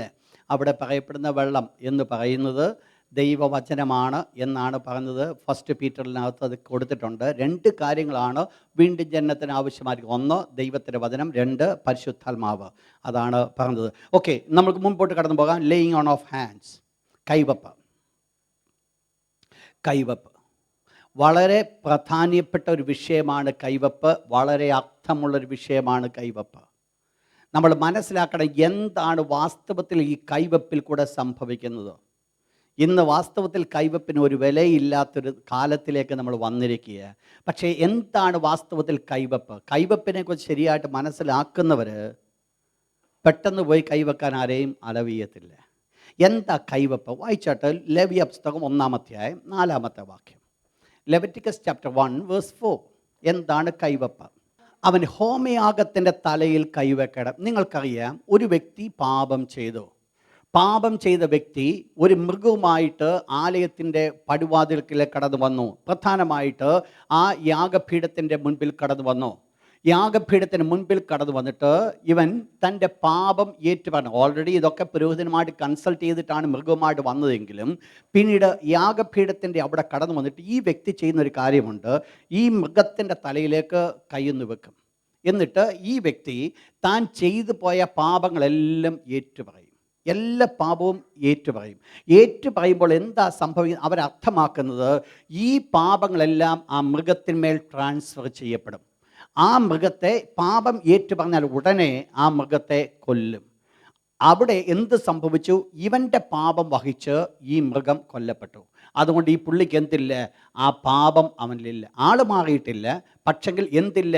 കഴിഞ്ഞ ദിവസം വരെ അല്ലെങ്കിൽ ഇത് ചെയ്ത സമയം വരെ വന്നു പോയിരിക്കുന്ന എല്ലാ പാപങ്ങളും ഈ വ്യക്തിയോട് ക്ഷമിച്ചു. അപ്പോൾ എന്താണ് ഈ കൈവെക്കുന്നതിൽ കൂടെ സംഭവിക്കുന്നത്? ഒന്ന്, ട്രാൻസ്ഫർ ചെയ്യപ്പെടുക. ട്രാൻസ്ഫർ ചെയ്യപ്പെടുക. നമ്മൾ മനസ്സിലാക്കേണ്ട ഒരു കാര്യമുണ്ട്. ഈ മൃഗത്തിന്മേൽ കൈവെക്കുമ്പോൾ ആ മനുഷ്യൻ്റെ പാപമാണ് മൃഗത്തിന്മേൽ ട്രാൻസ്ഫർ ചെയ്യപ്പെടുന്നുവെങ്കിൽ ഈ കൈവെപ്പിൽ കൂടെ നടക്കുന്നു ആയിരിക്കും ഒരു പ്രധാനപ്പെട്ട കാര്യം. പുതിയ നിയമത്തിലേക്ക് കടന്നു വരുമ്പോൾ ഈ കൈവെപ്പ് ഒരു ശുശ്രൂഷയ്ക്ക് വേണ്ടിയുള്ള അധികാരമായിട്ട് നമ്മൾ കാണുവാൻ സാധിക്കും. നിങ്ങൾക്കറിയാം, അപ്പോസ്തലനായ പൗലോസ് ഇപ്രകാരം പറയുന്നുണ്ട്. നിങ്ങൾ പത്രോസ് പറയുന്നൊരു ഭാഗം വായിച്ചോട്ടെ. ഫസ്റ്റ് പീറ്റർ 5-ാം അധ്യായം 5-ാമത്തെ വാക്യം. അവിടെ പറയപ്പെടുന്നു, ദൈവത്തിന് മുൻപിൽ താഴ്വീൻ, ദൈവത്തിന് മുൻപിൽ താണിരുന്നു കൊണ്ട് മുൻപോട്ട് കടന്നു പോകാൻ ദൈവം ആഗ്രഹിക്കുന്നു. ഇവിടെ നമ്മൾ വേറെ ഭാഗം നമ്മൾ കാണുന്നൊരു ഭാഗമുണ്ട്. അപ്പോസ്തലനായ പൗലോസ് പറയുന്നൊരു വേർഡുണ്ട്, പെട്ടെന്ന് ആരുടെ മേലും കൈവെക്കരുത്. വായിച്ചേട്ടെ, 1 തിമോത്തിയോസ് 5-ാം അധ്യായം 22-ാമത്തെ വാക്യം. 1 തിമോത്തിയോസ് 5:22. യാതൊരുത്തന് മേലും വേഗത്തിൽ കൈവെക്കരുത്. എന്താ ഈ കൈവെപ്പെന്നറിയാമോ? ഇത് ഒരു അതോറിറ്റിക്ക് വേണ്ടി അവരെ ആക്കി വെക്കുക, ഒരു ശുശ്രൂഷയ്ക്ക് വേണ്ടി അവരെ ആക്കി വെക്കുക, ഒരു ശുശ്രൂഷയ്ക്ക് വേണ്ടി അവരെ ആക്കി തീർക്കുക. നിങ്ങൾ മനസ്സിലാക്കണം, പുതിയ നിയമത്തിൻ്റെ കൈവെപ്പ് മുഴുവൻ കൈവച്ച് കഴിഞ്ഞിട്ട് ആ ശുശ്രൂഷ ഫലമേൽപ്പിക്കുന്ന പരിപാടിയല്ല ദൈവത്തിനുള്ളത്. ദൈവം ഓൾറെഡി സ്വർഗത്തിൽ നിന്ന് അംഗീകരിച്ചും ഈ വ്യക്തി ചെയ്തുകൊണ്ടിരിക്കുന്നതുമായിരിക്കുന്ന കാര്യങ്ങൾ, എന്നാൽ ആ സ്ഥാനത്ത് നിൽക്കുന്നതിന് മുൻപായിട്ട് ദൈവം അങ്ങോട്ട് നടത്തി ആ ശുശ്രൂഷ ചെയ്തുകൊണ്ടിരിക്കുന്നതിനെ സ്വർഗത്തിൻ്റെ കൺഫർമേഷനും ഈ ഭൂമിയിൽ അവരായിരിക്കുന്ന സഭയും ഒരുമിച്ച് ചേർന്നുള്ള ഒരു കൺഫർമേഷനാണ് ഈ ഓർഡിനേഷൻ എന്ന് പറയുന്നത്. ഇവിടെ പറയപ്പെടുന്ന ഭാഗം ഒരു ഓർഡിനേഷനാണ്. അപ്പോൾ ഓർഡിനേഷൻ കിട്ടിയിട്ടല്ല അവർ ആ ശുശ്രൂഷ ചെയ്യുന്നത്. ഓർഡിനേഷൻ മുൻപേ ഇവരെന്ത് ചെയ്യുന്നവരായിരിക്കും? ആ ശുശ്രൂഷ ചെയ്തുകൊണ്ടിരിക്കുന്നവരായിരിക്കും. എന്നാൽ അവരെന്ത് ചെയ്യുന്നവരല്ല, അവരെ ആ സ്ഥാനത്തേക്ക് ഓർഡൈൻ ചെയ്യപ്പെട്ടിട്ടില്ല. എങ്കിലും സംഹാവ് ദൈവത്തിൻ്റെ ആത്മാവ് അതൊക്കെ ചെയ്യുവാനായിട്ട് നടത്തി. എന്നാൽ ആ പർട്ടിക്കുലർ സമയം വരുമ്പോൾ ഒരു ഫുൾ ഫ്ലഡ് ശുശ്രൂഷകനായിട്ട് അവർ വേർപെടുകയാണ്. എന്താ ഇവിടെ വെക്കുന്നത്? ഇവിടെ കൈവെപ്പിൽ കൂടെ സംഭവിക്കുന്നത് അതോറിറ്റി ഇമ്പാർട്ട് ചെയ്യുക. ഏത് പർപ്പസിന് വേണ്ടി തിരഞ്ഞെടുക്കുന്നുവോ ആ പർപ്പസിലുള്ള അതിന് അധികാരത്തെ, അതിൻ്റെ അതോറിറ്റിയെ അവർ കൂടെ വെളിപ്പെടുത്തുവാൻ, അഥവാ ആ അതോറിറ്റി അവരെ നിക്ഷിപ്തമാക്കുകയാണ് ചെയ്യുന്നത്. എന്നാൽ മൂന്നാമത്തെ ഒരു ട്രാൻസ്ഫറിങ് ഒരു കൈവെപ്പുണ്ട്. ആ കൈവെപ്പ് ഒന്ന് വായിച്ചാട്ട് അതിൻ്റെ 1 തിമോത്തിയോസ് ലേഖനം അതിൻ്റെ 4-ാം അധ്യായത്തിൻ്റെ 14-ാമത്തെ വാക്യം. മൂപ്പന്മാരുടെ കൈവെപ്പോടുകൂടെ പ്രവചനത്താൽ നിനക്ക് ലഭിച്ച നിന്നുള്ള കൃപാവരം. അപ്പോൾ ഈ കൈവെപ്പ് എങ്ങോട്ട് നടത്തി? ഇവരെ കൃപാവരത്തിലേക്ക് നടത്തി. ശ്രദ്ധിക്കണം, ഞാൻ പറഞ്ഞു ആദ്യം കൈവച്ച് നമ്മൾ കാണുന്നത് ഇവിടെ എന്ത് ചെയ്യായിരുന്നു? അവരുടെ പാപം ട്രാൻസ്ഫർ ചെയ്യപ്പെടുകയാണ്. ഞാൻ പറഞ്ഞു രണ്ടാമത്തത്, ദൈവം കൊടുത്ത അധികാരത്തിൽ നിന്നുകൊണ്ട് ദൈവം സെലക്ട് ചെയ്യുന്നതിനനുസൃതമായിട്ട് അതൊരു ഓർഡിനേഷൻ നടക്കുകയാണ്. എന്നാൽ മൂന്നാമത്തെ വിഷയം എന്ന് പറയുന്നത് ഒരു ദൈവദാസൻ, ഇവർ പറയുന്നു മൂപ്പന്മാർ ഒരുമിച്ച് കൂടി തിമോത്തിയോസിന്റെ മേൽ കൈവച്ചപ്പോൾ എന്ത് സംഭവിച്ചു? തിമോത്തിയോസ് ഒരു ഗിഫ്റ്റ് പ്രാപിക്കുവാനിടയായി തീർന്നു. എന്താ വാസ്തവത്തിൽ സംഭവിച്ചത്? ഇവരുടെ കൈവപ്പിൽ കൂടെ ഇവരുടെ മേൽ നിക്ഷിപ്തമാക്കപ്പെട്ടിരുന്ന ദൈവിക കൃപ അവരിലേക്ക് ഇമ്പാർട്ട് ചെയ്യുകയായിരുന്നു, അവരിലേക്ക് കടന്നു വരികയാണ് ചെയ്തത്. നിങ്ങൾ മനസ്സിലാക്കണം, വേദപുസ്തകം നമ്മൾ പഠിക്കുമ്പോൾ വളരെ മനോഹരമായിട്ട് നമ്മൾ കാണുവാൻ സാധിക്കുന്നത്, ദൈവം ഒരാളെ വിളിച്ചിരിക്കുന്ന വേലയ്ക്ക് അനുസരണമായിട്ട് അവരോട് കൂടെ ആയിരിക്കുന്ന വ്യക്തികളെയും ദൈവം അതിനനുസരണമായിട്ട് ആക്കി വെക്കുന്നത് നമുക്ക് കാണുവാൻ സാധിക്കും. എന്താ ഇവിടുത്തെ വിഷയം? എന്ന ഈ മൂപ്പന്മാർ കൈവച്ചപ്പോൾ ആ മൂപ്പന്മാരുടെ കൈവപ്പ് കൊണ്ട് ഇവരെ അനുഗ്രഹിക്കപ്പെടുവാൻ ഇടയായിത്തീർന്നു. ഞാൻ ആദ്യം പറഞ്ഞത്, ആദ്യത്തെ കൈവപ്പ് കൊണ്ട് സംഭവിച്ചത് അവരുടെ പാപം മറ്റവരുടെ മേൽ ട്രാൻസ്ഫർ ചെയ്യും എന്ന് പറഞ്ഞാൽ നിങ്ങൾ മനസ്സിലാക്കണം, കൈവപ്പ് കൊണ്ട് സംഭവിക്കുന്നത് ചിലത് ട്രാൻസ്ഫർ ചെയ്യപ്പെടുകയാണ്.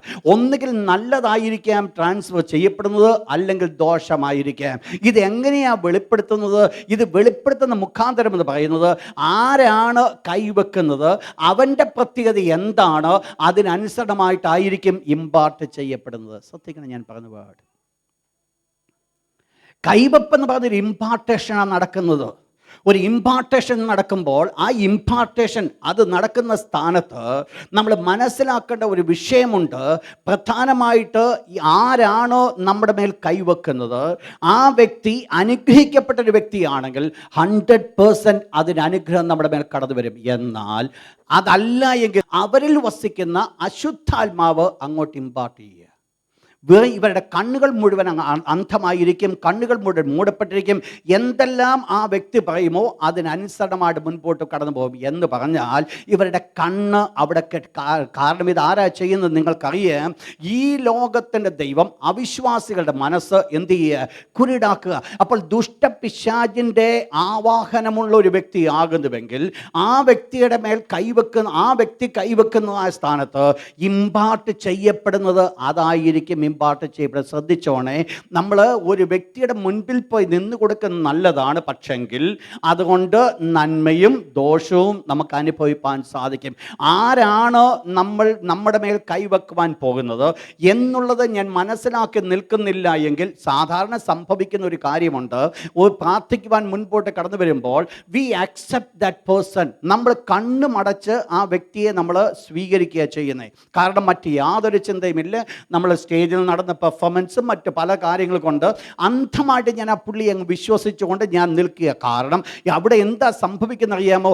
എൻ്റെ കംപ്ലീറ്റ് മൈൻഡ് ഞാൻ ഓപ്പൺ ചെയ്തിരിക്കുക. എന്തിനാ? To receive the blessings. നിങ്ങൾ മനസ്സിലാക്കണം ഞാൻ പറഞ്ഞു വരുന്ന പോയിന്റ്. ഞാൻ എൻ്റെ ശരീരാത്മദേഹികളെ പൂർണ്ണമായിട്ട് ഏൽപ്പിച്ചു കൊടുത്തിരിക്കുകയാണോ? എന്തിന്? അനുഗ്രഹത്തിന്. ഈ വ്യക്തി അനുഗ്രഹിക്കപ്പെട്ടവനല്ല എങ്കിൽ അനുഗ്രഹത്തിന്മാരെ എന്തായിരിക്കും കടന്നു വരുന്നത്? നിങ്ങൾ മനസ്സിലാക്കണം, നമ്മൾ ഇവിടെയാണ് ട്രാൻസ്ഫറിങ് ദ ഗിഫ്റ്റ്സ്, അവിടെയാണ് അത് വെളിപ്പെടുവാനായിട്ട് ഇടയായിത്തീരുന്നത്. തീർച്ചയായിട്ടും ദ ഗിഫ്റ്റ്സ് ട്രാൻസ്ഫർ ചെയ്യപ്പെടും. പക്ഷേ നിങ്ങൾ മനസ്സിലാക്കിക്കോണം, ഇവിടെ നമ്മൾ സംഭവിക്കുന്നത് നിങ്ങൾക്കറിയാം. ദൈവത്തിൻ്റെ വിശുദ്ധ വചനം പഠിക്കുമ്പോൾ നമുക്കത് മനസ്സിലാക്കുവാനായിട്ട് സാധിക്കും. ഇവിടെ മുൻപോട്ട് കടന്നു പോകട്ടെ. എന്താ ഇവിടുത്തെ വിഷയം? Laying of hands. അവരുടെ മേൽ കൈവച്ചു. അപ്പോൾ ഈ കൈവച്ചെന്ന് പറഞ്ഞാൽ ദോഷമായിരിക്കുന്ന പ്രവൃത്തിക്ക് വേണ്ടി അല്ല ഇവിടെ കൈവെക്കുന്നത്. പിന്നെയോ ഒരു ശുശ്രൂഷയുമായുള്ള ബന്ധത്തിലുള്ള കൈവെപ്പിനെ കുറിച്ചാണ് അപ്പോസ്തലനായ പൗലോസ് ഇവിടെ പറയുന്നത്. അതാണെങ്കിലും എവിടെ മാത്രമേ ആയിട്ടുള്ളൂ? അടിസ്ഥാനപരമേ ആയിട്ടുള്ളൂ. നെക്സ്റ്റ്, അഞ്ചാമത്തത് റിസറക്ഷൻ ഓഫ് ദ ഡെഡ്, മരിച്ചവരുടെ പുനരുത്ഥാനം. മരിച്ചവരുടെ പുനരുത്ഥാനം, അതിനെക്കുറിച്ച് കൂടുതൽ നമ്മൾ വ്യാഖ്യാനിക്കേണ്ട കാര്യങ്ങളൊന്നുമില്ല. ദൈവം സഹായിച്ച് നമ്മളത് വളരെ ഡീറ്റെയിൽ ആയിട്ട് നമ്മൾ പഠിച്ചു. എന്താണ് മരിച്ചവരെക്കുറിച്ചുള്ള പുനരുത്ഥാനം? മരിച്ചവർക്കൊരു പുനരുത്ഥാനമുണ്ട്, റിസറക്ഷനുണ്ട്. അവരുടെ ശരീരം, പ്രാണൻ, ആത്മാവ് ഒരുമിച്ച് കൂടുന്ന ഒരു സമയമുണ്ട്. അതിനെക്കുറിച്ച് ഇവിടെ ഈ ഭാഗം വെളിപ്പെടുത്തുന്നു, മരിച്ചവരുടെ പുനരുത്ഥാനം. അത് നമ്മൾ മനസ്സിലാക്കാൻ, അതൊക്കെ ആദ്യ വചനമാണ്. നെക്സ്റ്റ്, അവസാനമായിട്ട് ഇറ്റേണൽ ജഡ്ജ്മെൻറ്റ്, അന്ത്യന്യായവിധി. നിങ്ങൾക്കറിയാം, കർത്താവായ യേശു ക്രിസ്തുവിൻ്റെ അന്ത്യന്യായവിധി വെള്ളസിംഹാസനം മുമ്പിൽ വെച്ച് യേശു ന്യായം വിധിക്കുന്നതിനെ ഈ ഭാഗത്ത് ചൂണ്ടിക്കാണിക്കുന്നു. അപ്പോൾ ഇവിടെ ഈ പറയപ്പെട്ടതായിരിക്കുന്ന 6 കാര്യങ്ങളും എന്തുമാത്രമേ ഉള്ളൂ? അടിസ്ഥാനപരമായിരിക്കുന്ന കാര്യങ്ങൾ. ഒരു വ്യക്തി സ്വാഭാവികമായിട്ട് ഒരു വിശ്വാസി മനസ്സിലാക്കുവാൻ തക്കവണ്ണം ദൈവം ആഗ്രഹിക്കുന്ന അടിസ്ഥാനപരമായ കാര്യങ്ങൾ. ഇതിനകത്ത് വലിയ ഡീപ്പർ മിസ്റ്ററിയിലേക്ക് കടന്നു പോകാനല്ല. എങ്ങനെയാണ് ഉയർക്കപ്പെടുന്നത്, അല്ലെങ്കിൽ എങ്ങനെയാണ് ശിക്ഷാവിധി മുമ്പ് നിൽക്കുമ്പോൾ എങ്ങനെയാണ് നിൽക്കുന്നത്, ഇതിനെക്കുറിച്ചൊക്കെ ഒത്തിരി ആഴത്തിൽ മനസ്സിലാക്കുക എന്നുള്ളതല്ല ഇവിടുത്തെ വിഷയം. പ്രധാനമായിട്ട് ഇതൊക്കെ അടിസ്ഥാനപരമായി ബേസിക് ആയിരിക്കുന്ന കാര്യങ്ങളാണ്. നമ്മൾ മനസ്സിലാക്കിയിരിക്കണം എന്താണ് നിർജീവ പ്രവൃത്തികളെക്കുറിച്ചുള്ള മാനസാന്തരം, എന്താണ് ദൈവത്തിങ്കിലേക്കുള്ള വിശ്വാസം, എന്താണ് സ്നാനങ്ങൾ, എന്താണ് മരിച്ചവരുടെ പുനരുത്ഥാനം, എന്താണ് നിത്യശിക്ഷാവിധി, ഇതൊക്കെ കൈവപ്പെന്താണ്. ഇത് നമ്മൾ അടിസ്ഥാനപരമായിട്ട് മനസ്സിലാക്കുവാൻ തക്കവണ്ണം ദൈവം അപ്പോസ്തലനായ പൗലോസ് എബ്രായ സഭയോട് പറയുന്നു, നിങ്ങളിതൊക്കെ മനസ്സിലാക്കിയിരിക്കേണ്ടത് ആവശ്യമാണ്. ഇത് മനസ്സിലാക്കിയിരുന്നെങ്കിൽ മാത്രമേ മുൻപോട്ട് കടക്കുവാനായിട്ട് സാധിക്കും. അടുത്ത പടിയിലേക്കൊന്ന് ഉയരണമെങ്കിൽ ഇവിടെ ഇതൊക്കെ ബേസിക് ആയിട്ട് നിൽക്കുന്ന കാര്യമാണെങ്കിൽ ഈ ബേസിക്കിൽ നിൽക്കുവാൻ അല്ല ദൈവം ആഗ്രഹിക്കുന്ന. അതിനടുത്ത ലെവലിലേക്ക് എനിക്കും നിങ്ങൾക്കൊന്ന് ഉയരണമെങ്കിൽ അത് വിട്ടെങ്കിൽ മാത്രമേ സാധ്യമാകത്തുള്ളൂ. ഇപ്പോഴും ഇത് പഠിച്ചുകൊണ്ടാണ് ഇരിക്കുന്നതെങ്കിൽ, ഇപ്പോഴത്തെയും വിഷയം ഇത് മാത്രമാകുന്നുവെങ്കിൽ, ഇപ്പോഴും ഈ കൊച്ചു കാര്യങ്ങളെ പിടിച്ചുകൊണ്ടാണ് നിൽക്കുന്നുവെങ്കിൽ, അതിൻ്റെ അർത്ഥം സഹോദര, നീ ഇതുവരെ വളർന്നിട്ടില്ല, നീ ഇപ്പോഴും കെട്ടപ്പെട്ട് കിടക്കുക. ഇവിടെ വരെ മാത്രമേ ഉള്ളൂ നിൻ്റെ വളർച്ച. ആത്മീയമായിട്ട് ഒത്തിരി വളർന്നില്ലെന്നല്ല ഞാൻ പറഞ്ഞു വരുന്നത്. എവിടെയാണ് ഞാനും നിങ്ങളും ബന്ധിക്കപ്പെട്ട് കിടക്കുന്നത്, അവിടെ വരെ എൻ്റെ വളർച്ച നടന്നിട്ടുള്ളൂ. ശ്രദ്ധിക്കണം ഞാൻ പറഞ്ഞ പോയിന്റ്. അതുകൊണ്ട് ദൈവമക്കൾ മനസ്സിലാക്കേണ്ടത്, ഞാനും നിങ്ങളും ഒരു പർട്ടിക്കുലർ പൊസിഷനിൽ പോയിട്ട് ഒരു ഫണ്ടമെൻ്റൽ ഡോക്ടറിൻ്റെ ഒരു കാര്യത്തിൽ പോയിട്ട് കെട്ടപ്പെട്ട് കിടക്കുവാൻ ദൈവം നമ്മെക്കുറിച്ച് ആഗ്രഹിക്കുന്നില്ല. പകരം ദൈവം എന്ത് ചെയ്യുവാൻ ആഗ്രഹിക്കുന്നു? ഇതൊക്കെ ആദ്യപതനമെന്ന് പറഞ്ഞുകൊണ്ട് അടുത്ത ലെവലിലേക്ക് മുൻപോട്ട് കടന്നു പോകാൻ ആഗ്രഹിക്കുന്നു. പ്രിയപ്പെട്ടവരെ ശ്രദ്ധിച്ചോണേ, ഈ ആദ്യവചനം വിടാതെ അടുത്ത പരിജ്ഞാന പൂർത്തിയിലേക്ക് കടന്നു വരുവാൻ സാധ്യമല്ല. അപ്പോസ്തലനായ പൗലോസ് പറയുന്നു, ഇതെങ്ങനെ സാധിക്കും? അവിടെ താൻ വെളിപ്പെടുത്തുന്ന 6-ാം അധ്യായത്തിൻ്റെ 3-ാമത്തെ വാക്യത്തിലേക്ക് കടന്നു വന്നാണ്. 6th chapter verse 3.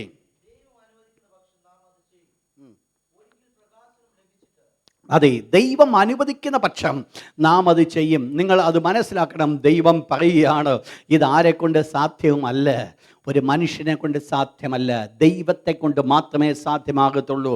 അടുത്ത വിഷയം വളരെ ഗൗരവമായിരിക്കുന്ന വിഷയമായതുകൊണ്ട് മുൻപോട്ട് വിടുവാൻ പോവുകയാണ്. അടുത്ത ക്ലാസ് നഷ്ടമാക്കരുത്. കാരണം ഒരു വലിയ ഒരു വീഴ്ച എവിടുന്നാണ്, എന്താണ് തുടങ്ങുന്നത്? ഒരിക്കൽ പ്രകാശനം ലഭിച്ചിട്ട് സ്വർഗീയദാനം, നമ്മൾ ആപത്യമായിരിക്കുന്ന വാക്യം ഭാഗത്തിൽ നിന്നായിരിക്കും ചിന്തിക്കുന്നത്. വളരെ പ്രാർത്ഥനയോടുകൂടെ നിങ്ങളായിരിക്കുക. ഇവിടെ പറയുന്നു അടിസ്ഥാനപരമായിരിക്കുന്ന 6 കാര്യങ്ങൾ. അത് അടിസ്ഥാനപരമായ ഉപദേശമല്ല, എന്നാൽ അത് വളരെ ആവശ്യമായിരിക്കുന്ന കാര്യമാണ്. ഒരു രക്ഷിക്കപ്പെട്ടുവെങ്കിൽ അവൻ മനസ്സിലാക്കണം എന്തുവാ രക്ഷിക്കപ്പെട്ടു എന്ന് പറയുന്നത്, എന്താണ് ദൈവത്തിൻ്റെ വിശ്വാസമെന്ന് പറയുന്നത്, എന്താണ് സ്നാനങ്ങളെന്ന് പറയുന്നത്, എന്താണ് കൈവപ്പെന്ന് പറയുന്നത്, എന്താണ് മരിച്ചവരുടെ പുനരുത്ഥാനം, എന്താണ് നിത്യശിക്ഷാവധി. കൃപയാൽ ദൈവം നമ്മളെ ഇതെല്ലാം പഠിപ്പിച്ചിട്ടുണ്ട്. അതോർത്ത് ഞാൻ ദൈവത്തെ സ്തുതിക്കുക. അന്നേരം നമ്മൾ ഇവരെക്കാളിലൊക്കെ ഒത്തിരി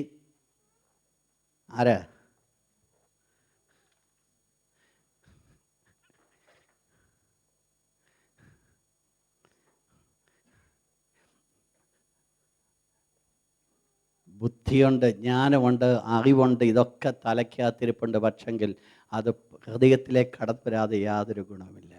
അതുകൊണ്ട് ഈ നാളുകളിൽ ദൈവം നമ്മെ പഠിപ്പിക്കുന്ന കാര്യങ്ങൾ നമ്മുടെ ജീവിതത്തിൽ ആഗ്രഹിച്ചായിട്ട് ദൈവത്തിൻ്റെ പാദങ്ങളിരുന്നുകൊണ്ട് ദൈവത്തോട് പറഞ്ഞെടുക്കുക.